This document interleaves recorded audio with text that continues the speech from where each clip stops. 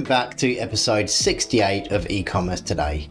This is a series of bite-sized programs keeping you up to date on interesting and relevant news in UK e-commerce.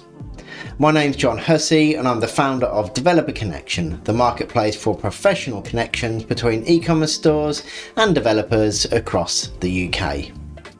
In today's episode, we're talking about mobile-first e-commerce design strategies, brands losing visibility in AI-driven search, and GEO replacing SEO. Mobile devices are now the go-to for online shopping, with 70% of e-commerce traffic globally anticipated to originate from these devices. Because of this, effective mobile design is essential, and Google now ranks sites based on their mobile versions first. People often browse with one hand, so it's good practice to optimize operation for single-digit browsing. Performance, optimized checkout, clear visual hierarchy and touch-friendly elements all count towards a fluid experience for the customer. AI shopping agents are becoming more popular, but with AI interpreting a page's content differently to people, AI search can't always present the best option to searches if that page's content isn't structured in a way AI can understand.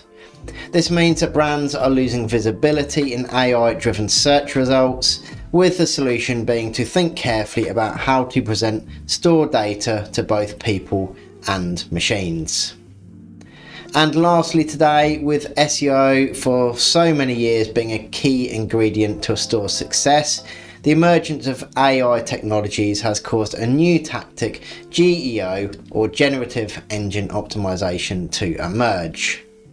It measures how well content can be summarized by AI platforms with a view to making it more appealing and easily discoverable by tools like ChatGPT.